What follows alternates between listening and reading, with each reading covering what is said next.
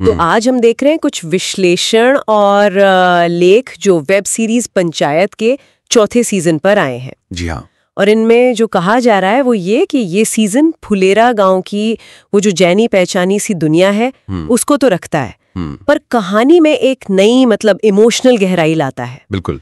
तो चलिए इन्हीं के जरिए समझने की कोशिश करते हैं कि इस सीजन में क्या खास है जो मतलब समीक्षकों को इतना भार आया है। बिल्कुल। इन विश्लेषणों में जो एक बात साफ दिखती है वो ये है कि कहानी अब सिर्फ अभिषेक के ट्रांसफर या रोज की छोटी मोटी चीजों तक नहीं है। अब वो आगे बढ़ गई है। इस बार गांव की पॉलिटिक्स, रिश्तों के उतार चढ़ाव और वो जो व्यक्तिगत दुख है ना, हाँ, वो सब कहानी के बिल्कुल सेंटर में आ गए हैं। और इन सोर्सेस को पढ़कर तो यही लगता है कि सीजन का असली कमाल इसी बैलेंस को बनाने में है। हाँ, और लगभग सभी जगह एक बड़े इमोशनल पॉइंट का जिक्र है, प्रहलाद जी का अपने बेटे को खोना। जी, इसे सिर्फ एक किरदार की काज़मी की तरह नहीं दिखा जा रहा है। ऐसा लग रहा है जैसे ये पूरे गांव के लिए एक भावनात्मक कसौटी बन गया है। सही कहा। और सूत्र बताते हैं कि कैसे इस मुश्किल वक्त में प्रधान जी से लेकर विकास, अभिषेक सब प्रहलाद के साथ खड़े हैं। हाँ, ये बात तो है। तो वो जो कम्युनिटी वाली फीलिंग है वो और मजबूत होती दिखती है। और ये देखना भी दिलचस्प है कि विश्लेषण बताते हैं कि सीरीज ने इतने सेंसिटिव टॉपिक को कैसे हैंडल किया है। अच्छा, हाँ, मतलब बड़ी संवेदनशीलता से, बिना ज्यादा मेलोड्रामा के ये दिखाया है कि कैसे एक इंसान का दुख सिर्फ उसका नहीं रहता, वो पूरे समुदाय को छूता है, और कैसे लोग साथ आकर सहारा देकर दुख सहने में मदद करते हैं। कई रिव्यूज इसे सीजन का सबसे मार्मिक हिस्सा मान रहे हैं। सही। और ये किरदारों को भी एक नई लेयर देता है। मतलब किरदारों की बात चली है तो विश्लेषण अभिषेक यानी जितेंद्र कुमार उनके काम की काफी तारीफ कर रहे हैं। हाँ, वो तो है। कहा जा रहा है कि उनका वो कम बोलने वाला स्टाइल है ना, वो इस बार भी बल्कि शायद ज्यादा बहुत कुछ कह जाता है, खासकर जो बदली हुई सिचुएशन है उसमें। बिल्कुल। और नीना गुप्ता जी की मंजू देवी प्रधान जी, उनके किरदार में भी एक ग्रोथ दिखती है। वो पहले से ज्यादा मुखर हुई हैं, पर साथ में ज्यादा सेंसिटिव भी है, ऐसा कई लेख कह रहे हैं। हाँ, और प्रहलाद और विकास की जोड़ी, उनकी केमिस्ट्री को तो लगभग हर जगह ही सराहा गया है। हाँ, वो तो है ही। विशेषण कहते हैं कि उनकी दोस्ती कहानी में एक वार्मथ, एक भावनात्मक बैलेंस लाती है।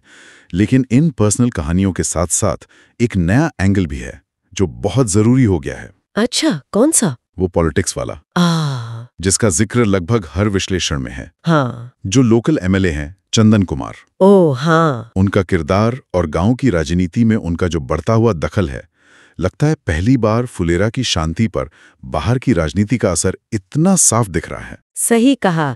तो मतलब ये सीजन व्यक्तिगत इमोशंस की गहराई और बाहरी दुनिया के पॉलिटिकल प्रेशर, हाँ, इनके बीच एक महीन धागा बुनता है। बिल्कुल। इससे कहानी का दायरा भी बड़ा हो गया है। बिल्कुल। तो कुल मिलाकर देखें तो इन स्रोतों के हिसाब से सीजन 4 ह्यूमर, इमोशन और वो जो एक देसीपन होता है ना, हाँ, देसीपन, उसका एक शक्तिशाली मिक्सचर बताया जा रहा है। मतलब सिर्फ गांव का माहौल नहीं, बल्कि किरदारों की भाषा, उनकी आदतें, उनके रिश्तों की सच्चाई। बिल्कुल।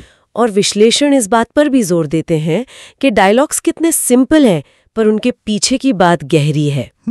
और सीन्स का जो ठहराव है, बैकग्राउंड म्यूजिक का इस्तेमाल, ये सब मिलकर कहानी के असर को कई गुना बढ़ा देते हैं। सही। शायद यही वो सादगी में गहराई वाला फॉर्मूला है जो पंचायत की लगातार कामयाबी का राज है, जैसा कि ये स्रोत इशारा कर रहे हैं। हाँ, ये दिखाता है कि कैसे रोजमर्रा की साधारण सी लगने वाली जिंदगी में भी कितनी असाधारण कहानियां और इमोशंस छुपे होते हैं, और दर्शक शायद इसी से कनेक्ट करते हैं।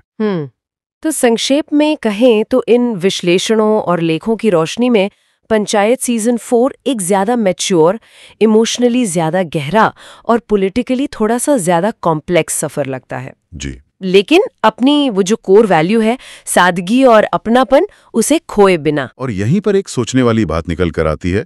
जिस तरह ये सारे विश्लेषण फुलेरा की सादगी, उसके वापस में जुड़े रिश्ते और मुश्किल वक्त में एक साथ आने की बात को हाईलाइट कर रहे हैं, क्या ये आज की जो इतनी तेज रफ्तार, थोड़ी बिखरी हुई सी जटिल दुनिया है, उसमें दर्शकों के लिए सिर्फ एंटरटेनमेंट से ज्यादा कुछ है?